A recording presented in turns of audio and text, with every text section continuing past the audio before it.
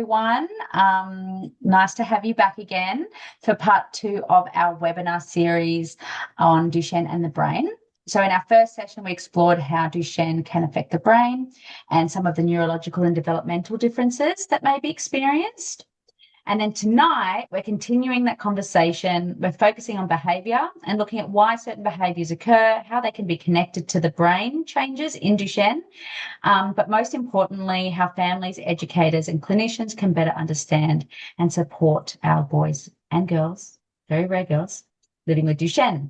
So we're really pleased to bring together Shelley and Thomas, who are experts in this space, to help unpack these topics and provide some practical insights that families can take away. Again, any questions, just pop them in the question box, and we'll chat later after you guys are finished. So take it away. Thank you. We'll just share the screen. There we go. Can you see that okay, Kathy? Yep, you're up. Awesome, cool. Thank you for the introduction. Like Kathy mentioned, this one's very much sort of around the what families need to know around the links between Duchenne and the brain, and specifically looking at different mutations. And I guess what the implications are for behaviour in young people with Duchenne. Firstly, we just want to acknowledge the traditional custodians of the land we're presenting from today. So we're in Adelaide, the Kaurna people of the Adelaide Plains, and pay our respects to elders past, present and emerging. But we also recognise the traditional custodians of the land on which each of you guys are joining us today, because I know there's probably people from all different states in this Zoom. I guess as a bit of background for those who may not join on the first one, as to who we are and what we do. Do you want to introduce yourself first? So I'm Michelle, or Shelley, as some people call me, and I'm a developmental educator, behaviour practitioner, and have a son with Duchenne, who's nearly 20. And yeah, we work together, supporting the kids in SA and consulting further field. Yeah, I'm Thomas. I'm a developmental educator. I'm also registered as a special ed teacher and a behaviour practitioner. I've been working with Michelle for coming up to 4 years, about 3.5, just over now, and then another 2 before that as therapy assistant. I'm doing a lot of the on-the-ground work with the children with DMD and dystrophinopathies here in SA. I guess as a recap for those who may not have joined for webinar 1, which was very much sort of an introduction to behaviour, fatigue and function, some of the key takeaways we looked at is that Duchenne is a progressive condition, which changes how the body manages effort, energy and daily tasks over time. It does progress differently for every individual, so changes can occur at different times and in different ways, and it does look different for every individual.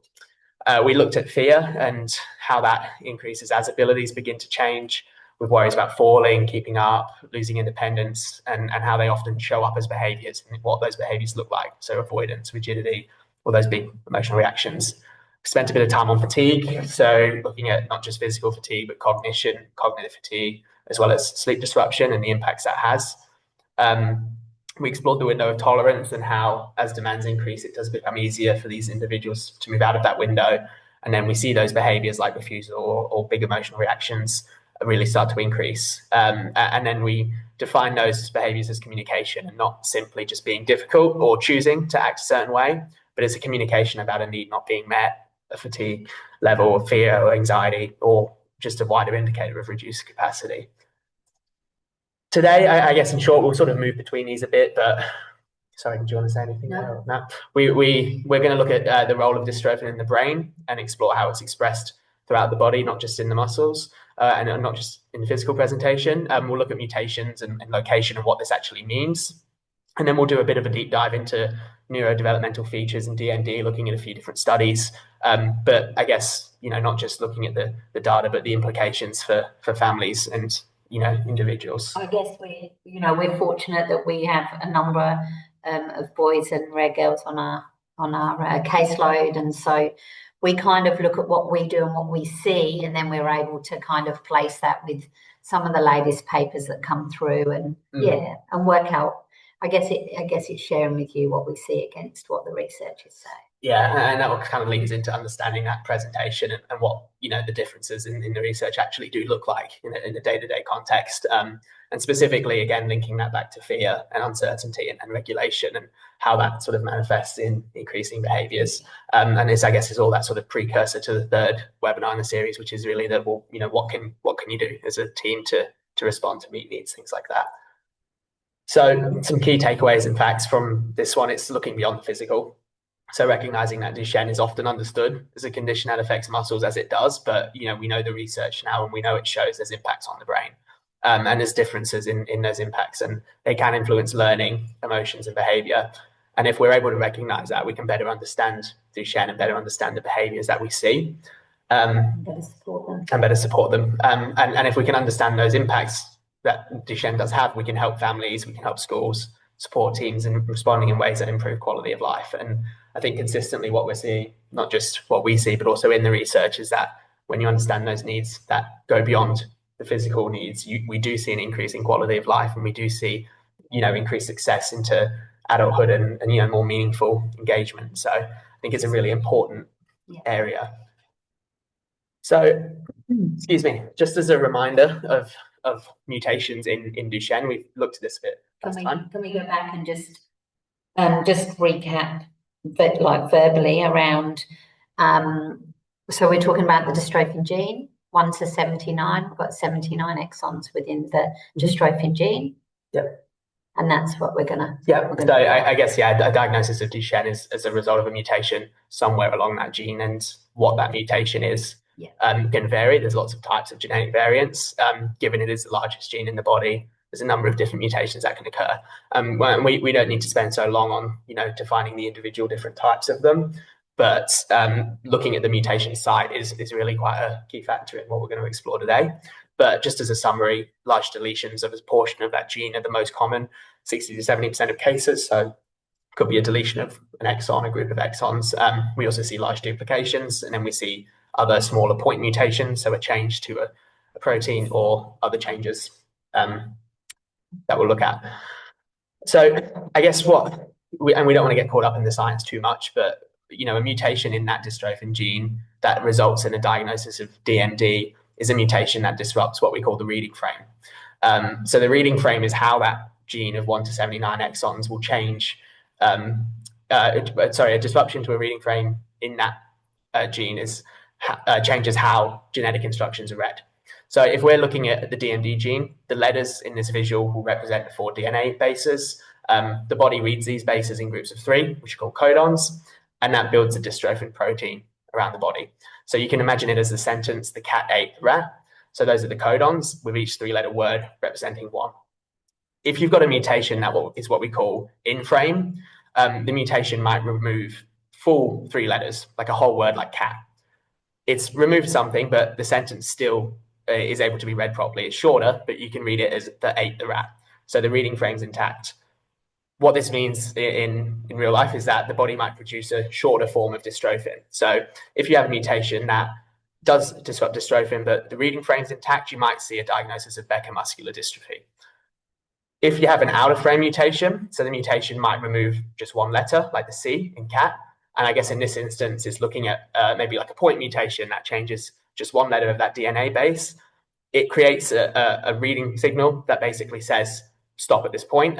So every 3-letter grouping after that becomes scrambled, the instructions change and the reading frame's disrupted. So you can't read the sentence, so to speak. So that means the body usually can't produce functional dystrophin, or it might be missing entirely. And that's where we see Duchenne muscular dystrophy. If we're looking at dystrophin across the gene, we know that it does produce different versions of dystrophin, which are known as isoforms, and they're expressed all over the body in lots of different parts. We see isoforms named based on their approximate size. So you'll see DP and then a number. The number just refers to the size, but we like to explain that because you can see it come up a lot.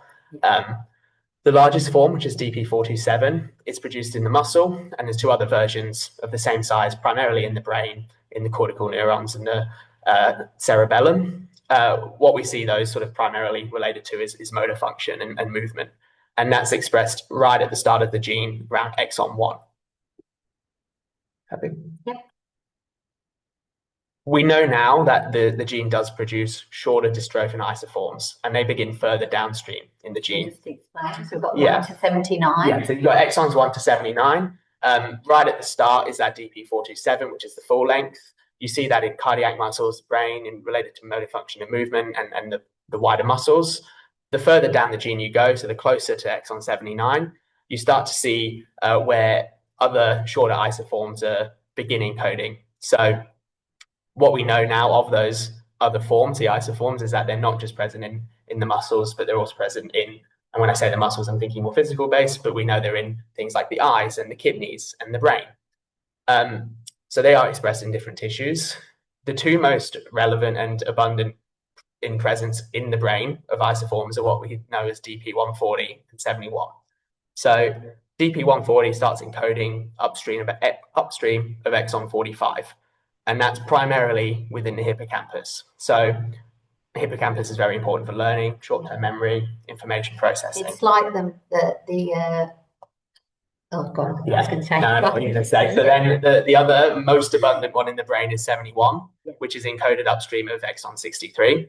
And that's primarily present in the amygdala, which is related to fear processing and that fight, flight, or freeze reaction, which is like your meerkat in your brain. It just stands up. It's on charge all the time, and there's a key relationship between your amygdala and your hippocampus, and when these are hijacked, it can also affect your prefrontal cortex. So I guess what we see, because it is the largest gene, and we know there can be a mutation along any point of this gene, and the different dystrophin isoforms will start essentially being produced along different points of the gene. The location of a mutation will determine which of those isoforms are disrupted and which are still produced. So the further down the gene your mutation is, the more isoforms are disrupted.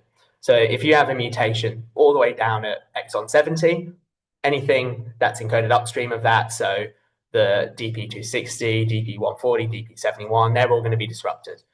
If you have a mutation that's really early on in the gene, maybe a deletion of an exon 4 or something similar, those shorter isoforms that are more present in the brain are not disrupted, but the full length still will be. I guess it's always been seen as a physical disability, because no matter where the mutation is, that full length dystrophin is disrupted. So, regardless, we've always known it to be a physical disability, but more and more we're seeing now that where that mutation site is does have an impact on the presence of neurodevelopmental features and additional, areas of cognition, and they play a real role in behaviour. I think 15 years ago, back to when my Jack was sort of 4 or 5 years old, and we had the likes of Jos Hendrickson, who is based in Denmark, and we would see these behaviours, and we would very much label them as kind of autism and ADHD, and it's I think we've learned a lot about these effects, and it gets a little bit kind of technical when we talk about the isoforms, but I think it's given us a lot more insight to why we see the behaviours in the kids.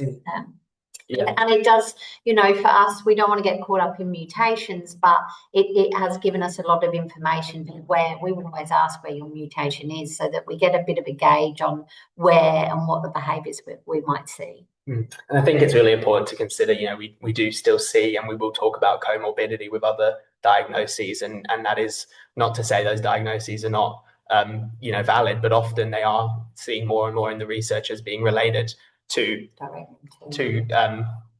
sort of like a cluster of common comorbidities within DMD. So it's a bit of like a multi-system, disability in that way, which I think is defined as that. So I guess we're looking at a study, and it is a little bit of an older study, but it's one of the larger ones, which looks at neurodevelopment in Duchenne. And this is where I think, we've seen over the last, however many years Michelle's been working within this role, and for myself, the last sort of coming up to 4 years, as we've grown and worked with newer families and all ages. So, from 5 to early 20s. A lot of what's found in this large study is what we also see. So this looks at the relationship between mutation location in the Duchenne gene and the neurodevelopmental and behavioral features. So Participants in this study, around 700 of them, were grouped based on where their mutation occurred.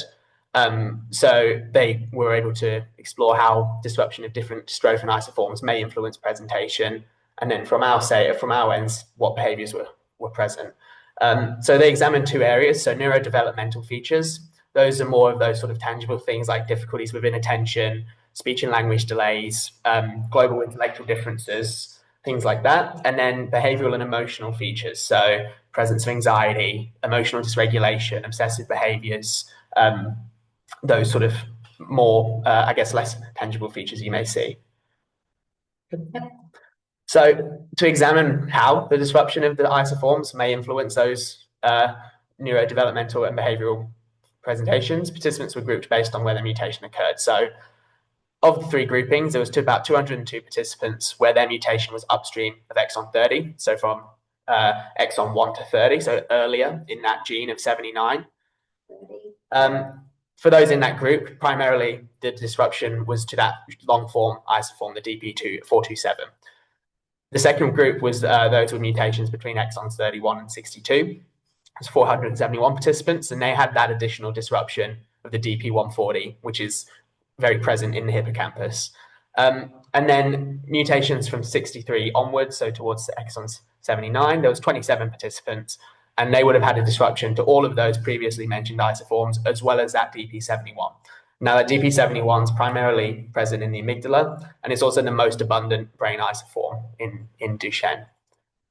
So I guess looking at those different groups, if we're looking at that sort of group of those who had a mutation upstream of exon 30, so between exon 1 and 30, key findings in this group were that there were still presence of some of those neurodevelopmental features, most common being inattention or hyperactivity, with about 24%. We did see some language and speech delays, close to 18%. Less of those presented with a global intellectual delay, with only around 2% showing this. But what we did see was a higher presence of emotional or behavioural dysregulation and anxiety, so around 33% and 29%. Within that, though, there was still 31.7% of participants who had no reported neurodevelopmental or behavioural or emotional features.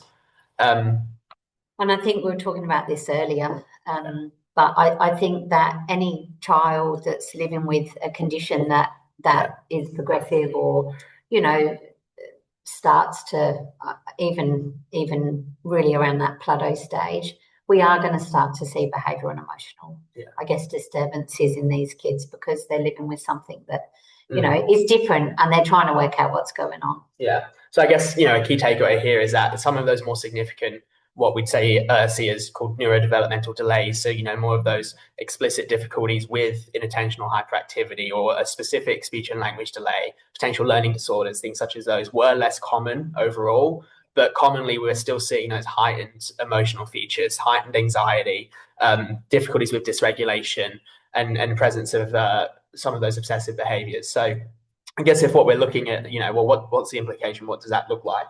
You might still see a lot of that reassurance seeking, when things are feeling tough and and potential for rigidity, and variable attention, but still big emotional reactions. So even to sort of little smaller triggers, you might still see those big reactions, and and I guess that can look like externalization of swearing or refusal or throwing something. But it also can look like a big reaction, turning inward, where they're sort of isolating themselves or withdrawing or and that's kind of what we were talking about last week in terms of that hypo and hyper arousal and staying within that window of tolerance. So that becomes and I think with that window of tolerance being a lot smaller, we see it's a lot more difficult for them to calm after being upset. So, although they might not have those more specific features like a delay in in language or anything like that, we do still see a lot of challenges with regulation. And that heightened worry and fear. And I think, if we're looking at, like we talked about last week, when of all ages we see it, but often as you approach that plateau stage, there's so much that is, there's there to worry about. Is they're going to fall? Are they keeping up with peers? What are people thinking of their equipment? So, and I think in terms of that as well, and there's been quite a bit of talk on the chats and stuff lately around talking to your kids around, there is heightened worried. It's like, when do we talk about this stuff? How do we talk to them about what's going on? And I think it's really important with the kids to always kind of keep it in the moment and talk about feelings and talk about sore legs and how you're feeling. And one of the other mums actually on there was talking about the best way that she's shared information is just in those kind of incidental conversations that pop up, and you can relate it to a feeling or an emotion. Yeah, and I think a lot of what we work on here across all ages and across all genotype groupings, that is, where their mutation is, regardless, it is that sort of, building their tolerance to that distress and being able to sort of sit comfortably with the change and validating feelings and not necessarily just looking to solve it in the moment, but just being able to name it. And very often if you validate, they move on really quickly. You'll validate something really simple and, oh, okay. Yeah. And then they're off onto something else, some other random, fact. Or I think it can be hard too that you probably, I'm not a parent, so I'm sure Michelle can reflect better on this, but naturally you want to fix it. If you see your child, distressed or heightened, you want to look for a solution. But sometimes I think it's, you may not have the answers, and we certainly don't. So it's just being able to teach to validate. Sometimes it's just saying, yeah, that's really frustrating, or yeah, that's really sad that I'm really sad that your legs feel sore, and that's it. And then they validate and go on. And I think if you feel as a parent you might not be able to do that, if you're dealing with grief and worry, which is what we sort of looked at last week, it's who can support that, because I think the less the young people with DMD have that experience, the greater that worry grows and the questions start to build in their heads. So I guess looking then at that second grouping, so with mutations between 31 and 62, so we see it affect that long form DP427 at exon 1 and the 140. What we tend to see here is we start to see an increase in those neurodevelopmental features. So there's a higher percentage of inattentional hyperactivity, about 32%, specific language and speech delays, 25.5%. Still a low number of those global intellectual delays, at only about 3.4%. And I think what we see in research is those with the diagnosis of DMD, regardless of where their mutation is, they may track sort of one standard deviation behind peers. They may just have some difficulties keeping up, but it is quite rare that they may receive an additional diagnosis of an intellectual disability. But here we do really see that jump up again in behavioural and emotional features. So about 40% of this group experience emotional or behavioural dysregulation, and near 35%. It's quite difficult sometimes as well to where these kids fit, because not having an ID, sometimes you don't know where to place them within a school setting, or yes, their learning's behind, and will they sustain that? And I think a lot of the answers come in educating your school settings or your learning settings, so that they do understand that these guys do have this learning capability, as long as we get the environments right and we're clever on how we assess them and we understand their need, because often that intellectual disability isn't there. And in South Australia, you have to have an intellectual disability to access any smaller learning environments. So it makes it really, really tricky, because I think for schools too, and we do kind of talk about, in the next two webinars, the next is kind of what can we do as parents as support people, and then the final one's at how, which is the broader role of assessment and, allied health providers.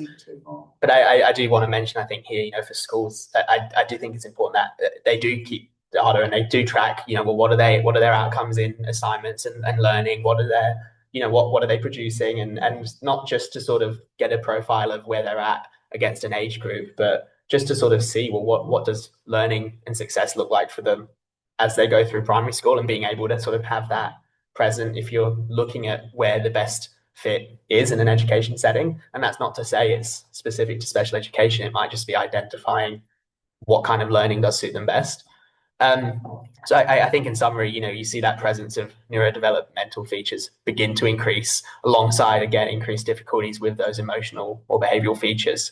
And I think if we're looking at, what takeaways are there in the research, is that the DP140 is abundant in the developing brain, and it does play quite a significant role in neurodevelopment.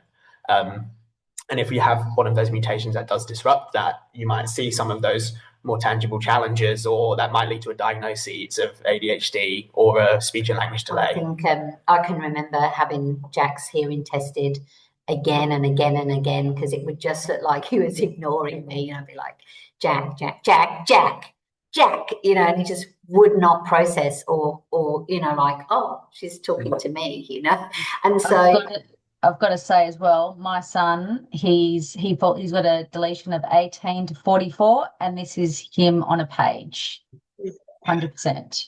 Yeah, I guess looking at that, like Michelle said, that processing is a real big one, and often that does manifest as ignoring, and that can be seen as rude by people who don't understand that it's not a choice.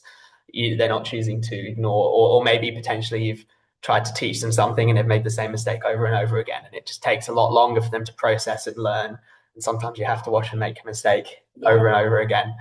Which is frustrating at times. Yeah. And you might start to see that avoidance of tasks and learning that do involve more reading, writing, or complex instructions, which makes it quite difficult in school as the learning level increases. You were having a conversation before, I think we started this, but also we talk about it a lot. Well, what are they doing in a classroom setting, and what kind of learning or work are they doing? And it becomes a lot harder, I think, for teachers to differentiate when they're looking at, okay, well, how can I take an assignment that a year 7 would do and make it sort of accessible within a classroom of maybe 30. Well, we see the externalizers who are out there and swearing and carrying on.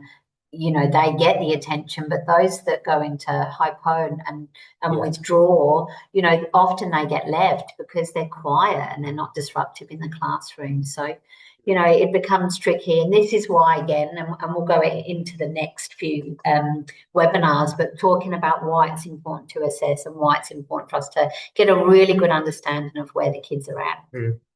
I guess that late stage grouping, which are, is quite rare. You do see less of those with a mutation 63 onwards, and that's showed by the number. I think it was maybe 27 participants, but you do see a big jump up here because, just to jump back, it does affect the isoform of DP71, which is known as the most abundant in the brain, and it has that impact in the amygdala. There is a real increase in a lot of those neurodevelopmental features. So almost 60% difficulties with inattention or hyperactivity, 56% almost language and speech delay, and then that real jump up in potential global intellectual delays of around 22.2%, and almost 50% having those behavioural and emotional features. And although 14.8% of the participants did report none of these features being present, the group does show the highest likelihood of multiple co-occurring symptoms.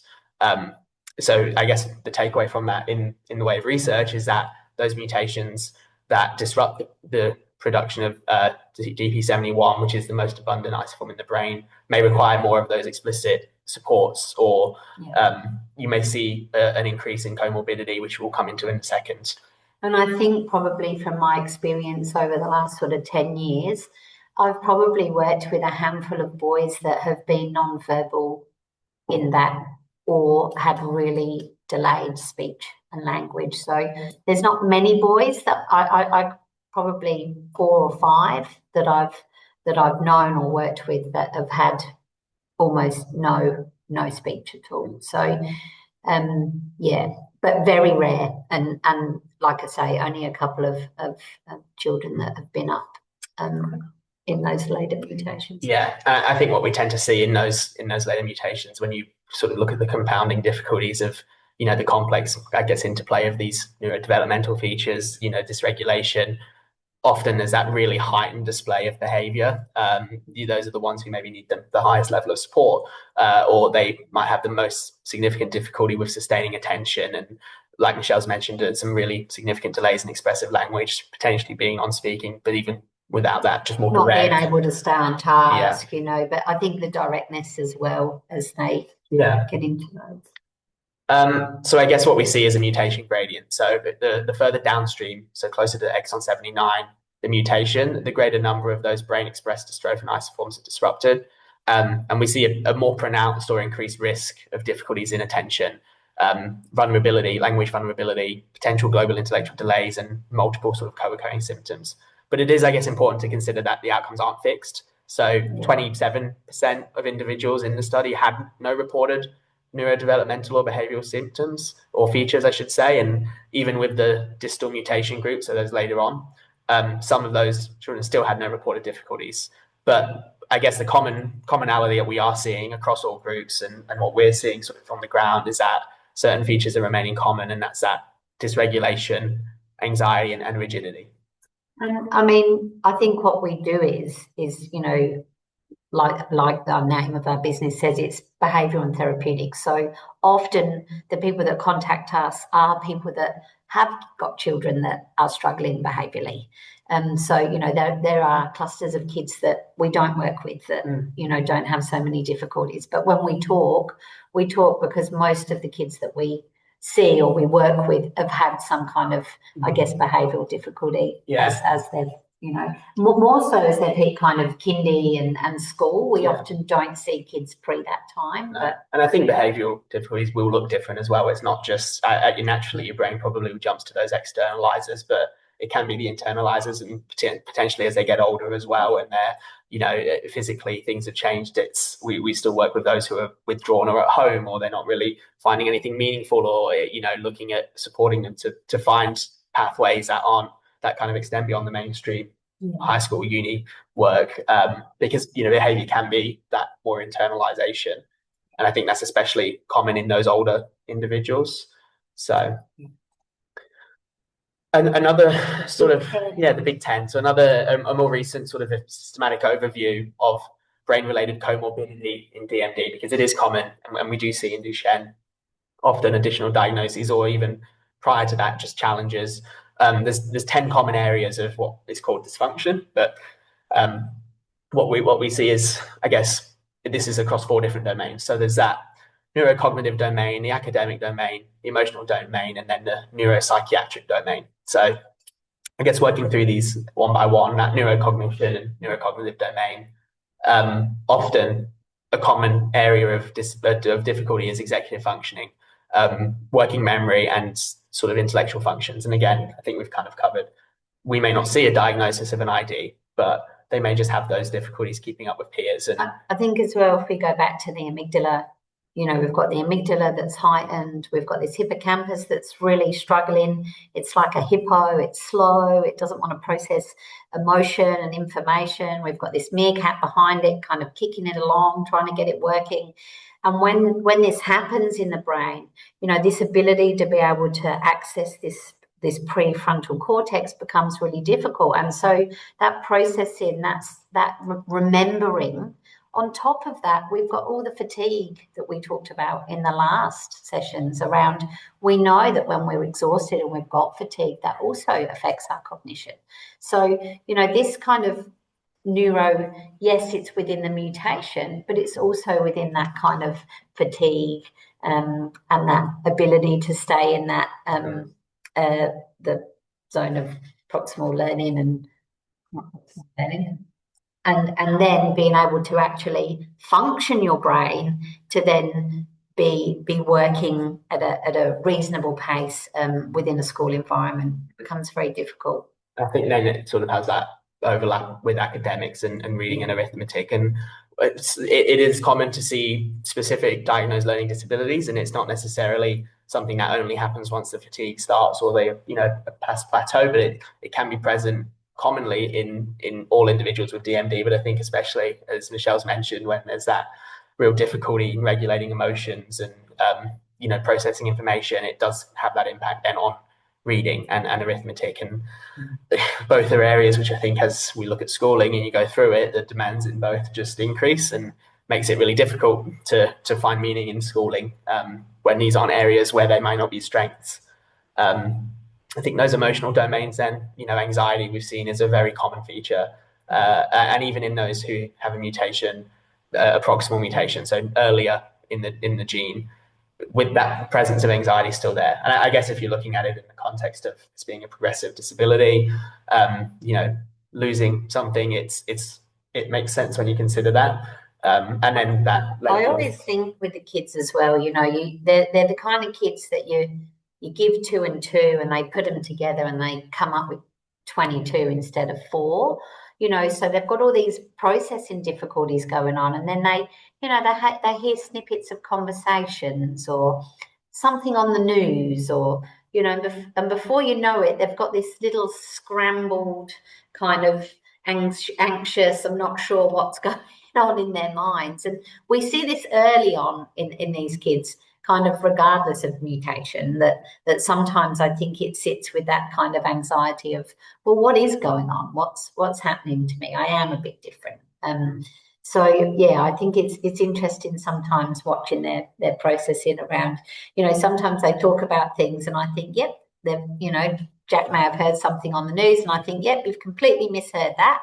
You haven't got a clue what's going on from the information that he's fed into me. So yeah, I think it's another area. And anxiety's, often high, but I think the depression's more, we see more of that as the kids get older, don't we? Yeah, absolutely. And it's certainly, I think, quite present in adolescence, generally speaking, not just with those with DMD, but when you add the sort of complex nature of disability to an adolescent, and often an adolescent boy, it's an area where I think is quite common to see difficulties.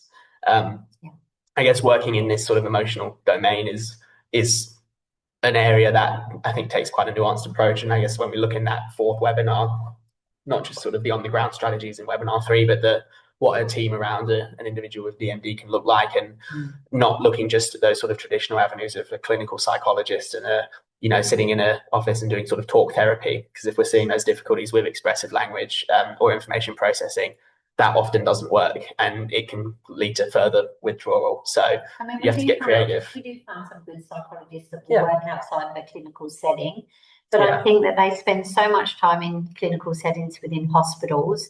It's really nice for them to have that kind of emotional outlet with a team of people outside of that kind of clinical setting. I think that sort of lends into that neuropsychiatric domain too. So the comorbidity, so ADHD, autism spectrum disorder, and OCD, often quite common. And I think autism spectrum disorder is quite a very common additional diagnoses that these individuals may receive. But I think when we look at the research in this overview, what we see is that diagnosis can come before the physical progression. So it's not just seen as, I guess, a consequence of challenges related to the physical progression, but it's also not necessarily a standalone disorder. We will look at research relating of other disabilities that cause physical progression but don't have that disruption to dystrophin, and there's far less individuals with that additional diagnosis of ASD. So I think it's safe to see from the research that it is related. It's a standalone diagnosis in itself, but there are biological bases to that disrupted dystrophin. So if you're looking at responses to behavior and strategies and systems at work, you can't sort of see that any of these additional diagnoses in a silo of the context of, well, what does it mean to have Duchenne? And that's, I think, what we look at next webinar is, well, when you have a diagnosis of Duchenne, how does that create barriers to needs, and how do you address those? And I think for us, probably one of the most frustrating things for us is that we see a lot of other allied health just go down the avenue of sensory issues, when often this is very fear-driven. We can see from what's going on in the brain with the amygdala and the hippocampus, and so it's not really sensory. No, and it's not to say a neuroaffirming approach doesn't work, and it's not to say those sort of strategies that you may see for individuals with ASD are obsolete, because they're not. They're definitely useful, but I think you need to sort of consider anything you're doing, or any strategy, any response within the context of that wider sort of multi-system of DMD. Looking beyond, it's not just a physical disability paired with an autism diagnosis, but it's a multi-system diagnosis of DMD with ASD. So looking at those neurodevelopmental features, so to break them down more, if we think about that sort of the big 10 and the complex overlap, we see that presentation of inattentive or hyperactive features. I think we often see it as more impulsive, especially as the physical progression continues, and it becomes, I guess, harder to see them as hyperactive, and maybe a bit more bouncy and impulsive and quick thinking. With language and speech delay, language and speech delays, I think often we see good vocabulary, and when we say difficulty to understand, it's not necessarily due to a specific speech and language delay or a difficulty with pronunciations or anything. It's maybe more that expressive language and taking things out of the wrong context and some of that social language. I think it's finding. So again, when you've got a busy mind or you've got some anxiety, stop in and find it. We all get anxious and stutter or get a bit caught up on things. And so I think for these guys, it's actually sometimes finding. They know what they want to say and they've got the words, but it's finding and putting it together. I think you can see a lot of repetition here too, same questions over and over again, and they might seek a response to that question exactly as they said it. And if you don't use the exact same words, it's like, no, it's not right. You have to do it again.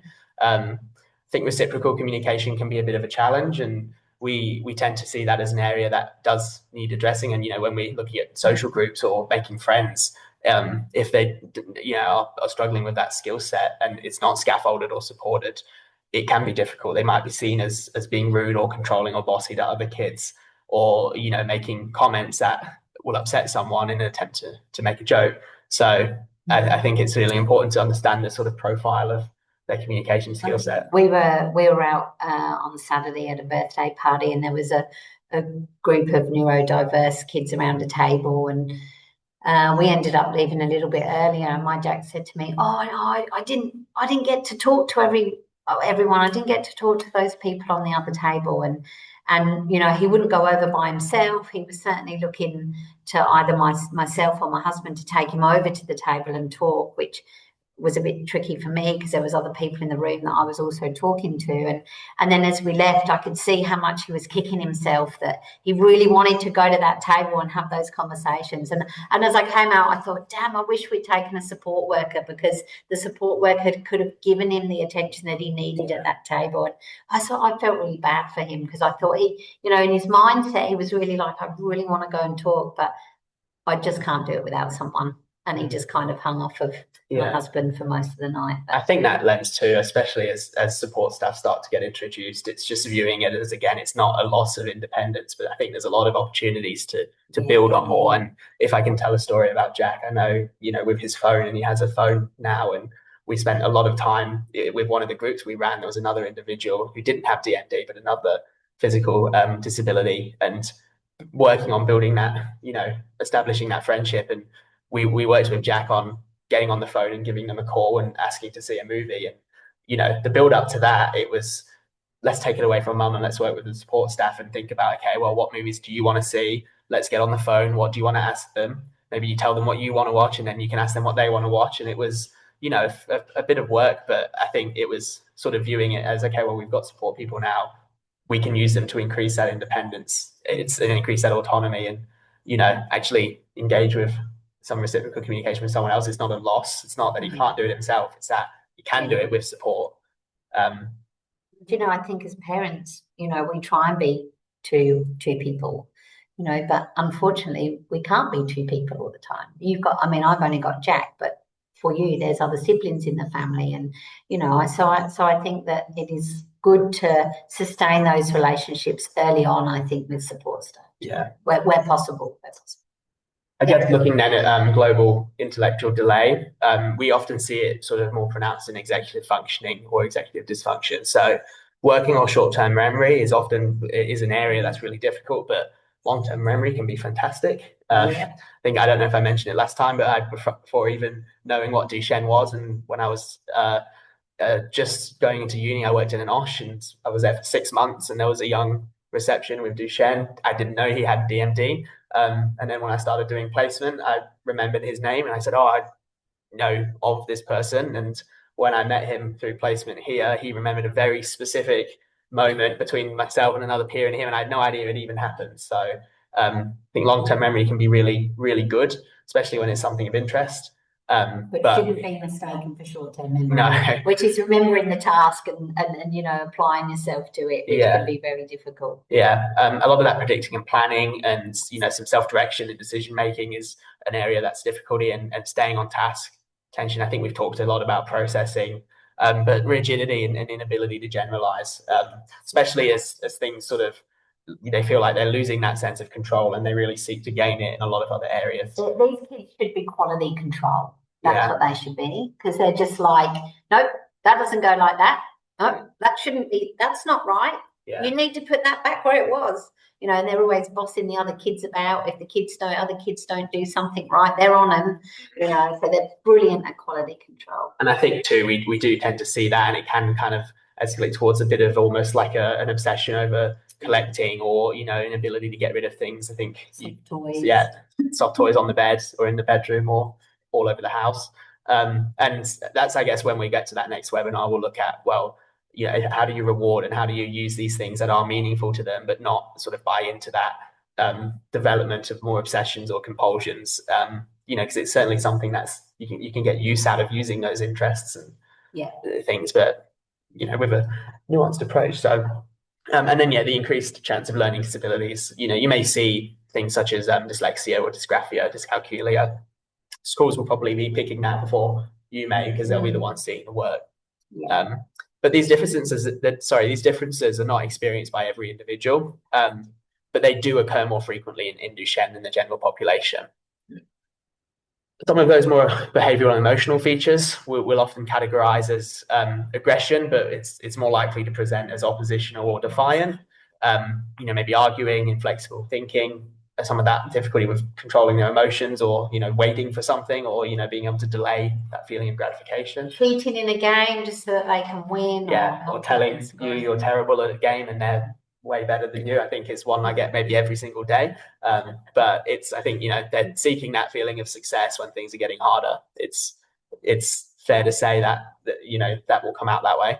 I think it's really hard when you're trying to play a game and let them win, because you just know what's going to come off the back of it. I always try to not, like, in my head, I'm like, it's therapeutic. We don't want to let them win, but there are times when you can see the fatigue is through the roof, and they need a little win. They need a sense of success, and you need to be able to tell them what they've done well. And that's that picking your battles as a parent too. Sometimes it's just like, well, I just don't need to be battling this today. Yeah. And I think that's where some of the restorative practices come in. Like, you might be looking, I guess, at a demand of homework, and you need them to do however much writing a night, and then you push and push and push, and you get pushback non-stop. And then I guess that's where, again, for that third webinar, we'll be looking at, well, picking your battles in the moment doesn't mean giving in, but you teach outside of that, or you use your team to teach in a more restorative approach when they do have the capacity. I think we've covered, depression is pretty prevalent in adolescents when that loss of independence is more pronounced. The anxiety, we do see an increase in those features, which we'll come to, and then those obsessive behaviours, that need for control. There are those additional, what is known as neurodevelopmental disorders. So some children or individuals may receive additional diagnoses or have comorbidity. We've had kids actually diagnosed so they've had an autism diagnosis, and then a late an autism diagnosis, and then a late a DMD diagnosis, which makes things tricky too. Yeah, but we know there may be a biological link to the Duchenne, so it's not an entirely separate condition, and it's a bit of a multi-system of comorbidities there. Yep. So I guess, how does that look, day to day? And for those who experience that comorbidity, you may see an increase in instances of behaviours, but also increased support needs. So those difficulties with sustaining attention, I think, practically maybe needing instructions repeated or simplified or broken down, even not just instructions, but choices. You might find that sort of decision making, it's they need support with that. Becoming overwhelmed if a task could be something they do every day, but if a task feels complex, and it may be not complex one morning, and then the next day it is. So, I think relying on routines or predictability is the support need that's there. I think within that, though, there's that caveat of even a routine they've done every day can still become a challenge. Heightened worry or anxiety, again, and emotional reactions that sort of escalate very quickly. I guess if you look at a profile of escalation, you might tend to see it's going smooth, and then all of a sudden it jumps right up to that red zone. It's not going okay. And again, that could be withdrawal, I'm not going to do this, or it could be an externalizing behavior. I think as well, when you think about these, I guess, common things that we see, and then you put that into a school or a learning setting, again, this becomes very complex for people to kind of understand, where the kids are coming from and why they're behaving that way. And are they just being lazy because they did it yesterday? So why are they not doing it today? So there's a lot of things around that needs, again, assessment and unpacking, so that schools can really understand And one of the things we talked about, you know, as humans in our mindsets, things will always get better. We'll make something better. With these kids, we can't change the Duchenne, but we can make the environmental things better. We can understand where the kids are coming from. We can understand better where their needs are and where their demands, where they feel the demand. And again, that's where we're going to work on these next couple of webinars. But I think it's easy to kind of go, well, this is my expectation, or this, as a teacher, this is my expectation. And we just want them to be like all the other kids, you know, and actually, you know, sadly, they're not like all the other kids, because this is a little person adjusting and coping to living differently. And the more we support that, the more we understand that, the better we can push them to their limits. You know, the more, and I mean, we do it every day with the kids. You know, we sit with them and we'll purposely, you know, we'll say to the parents, just let us go, because we will purposely push them a little bit and bring them back down again so that we can see where they're at. And I think we've taken a bit of like a backwards approach with the webinar structure, because like Michelle said, it's that understanding needs to come first. I think if you're looking to jump to those solutions, which is really natural reaction, it needs to be informed by the understanding of the complex nature of Duchenne. And again, when you, I guess, talk about that feeling of things will get better, I'm not a parent, so I'm sure, you know, Michelle and Kathy can speak on this quickly, or speak on this more clearly. But if it's, and I think we cover this in terms of the how do we, you know, if as a parent you don't have the capacity, or you are experiencing that grief or worry, or you're struggling, how do you create a team that can kind of pick up when maybe you need time to focus on yourself, or you know, beyond just those simple sort of strategies? One of the hardest things for me was the behaviour. The physical stuff was visual. I could see it. We could get equipment. It created independence once you get your head around that stuff. For me, it was always the behavioural stuff that was really taxing. And I think that's why I do what I'm doing, is that understanding how to survive each day when you've got a little person who is, you know, off the Richter scale, and some of them are on steroid treatment, which, you know, inflames it even more. And so for me, I think it's really important for us to get into the heads of the boys and rare girls and work out. And again, that's what we're going to talk about in the next couple of webinars. But definitely for me, the emotional, the regulation, the behaviour was always much more of a more taxing than the physical stuff. And I think now, if you can recognise, I say you more collectively, not you, Michelle, but you know, if you can reflect that it's not intentional behaviour, but it's a sign that it's around processing and managing stress and capacity. It's, I think, maybe a lot easier to step back and think, okay, well, they're not choosing to do this. It's not something I've done. It's not something they're choosing. And I think as well, you know, by also like explaining that to people, like your family and friends, like, you know, people do need to sympathize, you know, they can't expect them to behave the same way. You can have standards and all of that, and you know, kids do misbehave, and that's just normal. But if it's happening consistently, like, they're not naughty kids, they're struggling with a lot more than anyone else understands. One Christmas, my dad, like, really telling Jack off. And I remember saying to him, stop, you know, he's my son. I'll manage him. I'll tell him.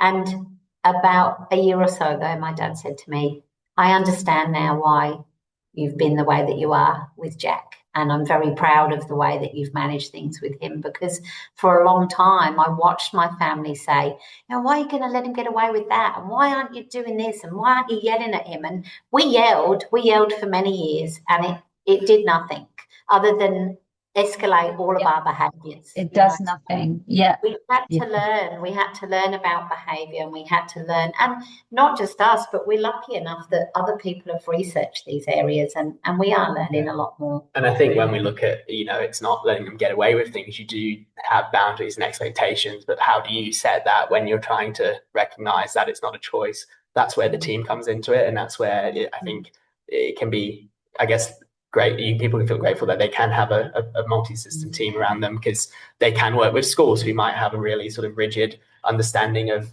behaviour and a very sort of old school view of a choice and consequence, whereas you might have a team, or you might have people, like we do a lot of consulting and upskilling of teams interstate to kind of understand this, so that they're not approaching it with a really traditional understanding of behaviour. We'll pick it up a bit just because of the time. So looking, I guess, at fear due to the emotional behavioural disturbances or features they experience or face, they're often left feeling highly anxious. And we did talk about this in the last one, but I think it's such a presence that it's worth rehashing. We know that they're almost always in that state of fight, flight, or freeze, but often what we're seeing then is those difficulties are increasing. And it is more prevalent in those with mutations between 31 and 79. And we also see it as a decline happens. Yeah. So there's kind of a multi-factor there. And what we're seeing is that the research suggests that the children with Duchenne may show a stronger startle response to threat. And that's not just those who have additional diagnoses or diagnosable anxiety, it's in all of those. So I think it is known that it is a link to that dystrophin. So the body will move into a stress response more quickly, making it harder to remain within their window of tolerance. And we see the enter a chronic sympathetic state. So when physical fatigue and stress and demands, and they're all combining, they might remain in that chronic state, sympathetic activation, which is that sort of heightened fight, flight, or freeze state. So there's that hyper, like Michelle just said, so that freeze response, or shutting down, or the flight or fight, the overactivation. And we start to see a cycle, which we'll look at now, where there's brain differences, there's physical progression, and then there's learned responses. And we see this ongoing nervous system activation. So looking at the DMD in the brain and what we know about dystrophin in the brain now, that disruption to dystrophin in the amygdala, they're in that they have a hyperreactive sympathetic response. Their brain's hijacked, and they're almost always in that heightened state. Yeah. And then there's a disruption to dystrophin in the hippocampus, so they have reduced cognitive processing and decision makings and things like that, make it hard. And when you have, I guess, an overactive amygdala and an increase in fear responses, that hippocampus shrinks, and then we see difficulties in the rational thinking of the prefrontal cortex. So we have the chronic overactivation. We then have the learned responses. So they have a really low threshold for tolerance of things going wrong or distress, and they start to anticipate with anxiety, and their responses, they might be very jumpy, or they start to sort of respond to things with maladaptive behavior rather than adaptive behavior in an attempt to reduce distress. So it might be, as an example, OCD-like or controlling behavior. It might be being really direct, or really sort of short with other people, and that sort of becomes an anticipatory response. It might not just be as a trigger happens, but all the time. And then when you look at the muscles and the physical progression, so the impact on the pulmonary and abdominal muscles, those natural parasympathetic activation, so breathing and regulation that way, becomes more challenging, and we see an anxious breathing style. So you're not necessarily going to hear this or see it, but we know that when you're doing things like interoception as a strategy and just focusing on that without this context, it's a lot harder to have that parasympathetic activation. You use lots of really big words. Sorry, yeah. So I'm going to break that Please down do. a little bit. So I'm thinking that I think that when we think about settling, breathing, calming ourselves down, they're going to have this kind of rhythmic breathing that isn't kind of the way that everybody else breathes. Their diaphragms often, over time will get weaker, but this kind of breathing style is almost like an anxiety creating breathing. So it takes them a lot longer. So when you think about things in schools, when they're doing things like, time out and spaces out, and using a sensory belly breathing and calming, this is really difficult for these guys, and it takes time. It's not going to turn around very, very quickly. And often because they're stuck in this kind of reactive state, I can't calm myself down, and now I'm actually getting more chronic. So finding, again, we'll look at this in terms of our assessment and stuff, but finding ways to actually get these kids to calm down that isn't sensory driven, or isn't just breathing driven, is really important. Yeah, and I think that's what we looking, I guess, at their responses and the sort of attempts at control. We assess that, and we look at, okay, well, what are they, not physically, what are they able to do, but what can they do independently, and what can they do as needed?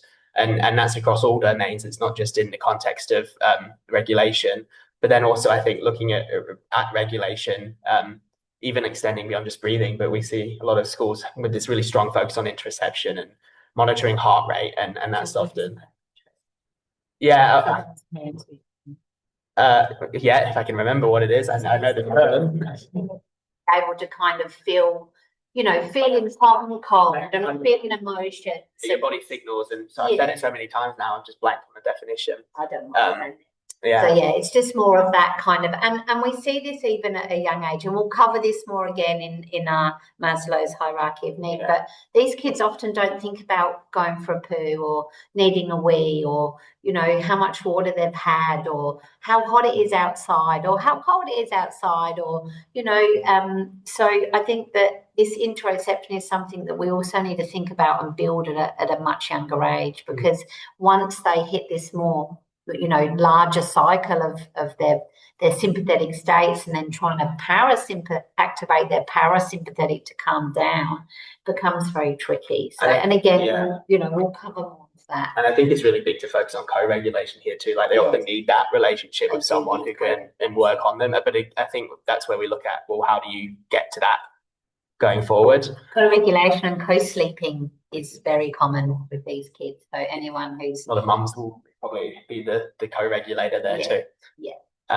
So I guess, to summarize, why did all of this matter? It was a lot of words and it was a lot of, science and research. But if you can recognize the brain-related impacts and sort of look beyond the physical, you can understand behavior more accurately. It reduces a lot of blame, and that might be blame on the individual or blame on yourself or blame on just DMD in general and misunderstanding. And you can start to think about, well, how do I respond in a way that supports regulation and meets needs? So I guess the key thing is it's more than a physical condition. So I guess where to from here, that third webinar is where we're going to look at those really practical everyday strategies for support. So what do we do? And we look at that in the context of meeting needs. So I think we see people will love the idea of teaching skills, and schools, they want to teach and they want to put things in place. But before you even do that, you need to have your needs met. And DMD creates barriers to even your most basic needs being met. So we always say to schools, they're the teachers. We're the ones that get the kids ready to learn, because there's so much that needs to be in place before a person can learn. Yeah. So we'll go through sort of all of those domains of basic needs and look at, well, what are the barriers and what can be done very practically, very tangibly, and what can be put in place. And then the fourth webinar is going to look at the bigger picture. So, how do you make that happen? How do you put together a team? How do you assess and understand where their level of needs are at? And that's the one where I think if you do have allied health providers that you want to upskill and you want to bring them in, and I think that's a good one. And then that third webinar, if you've got family members or support staff, probably a good one for them to be involved there. That's it from us. You can get in touch with our website. Amazing. And then we'll throw it back over. Is there any questions? Has anybody got any questions? There was just one question, but I think that was answered. And Sampath, if you have any other questions, you can get in touch with us or Shelley or Tom. Her son has exon 51 missing. But yeah, I did direct her to that reading frame element. But oh my gosh, I've heard you guys speak so many times, and every single time I'm learning new stuff. So that was awesome. So relevant. I think from like a personal point of view, again, the validation is just so good as parents and as family members. I think, that validation of, these kids are doing it. They're doing it tough and they're trying their best. And so, excellent. Such a good webinar. And looking forward to the next one. It's awesome. Thank you. Okay. All righty. Thanks everyone for your time. Excellent. Thanks so much, everyone. And this will be recorded and uploaded tomorrow. I'll be doing that one tomorrow. Thank you so much, everyone. Thank you. Oh, hang on. We've got a Q&A. Hang on. Oh, thank you. Thank you. Thank you. All right. We'll speak to you guys later. Bye. Bye-bye.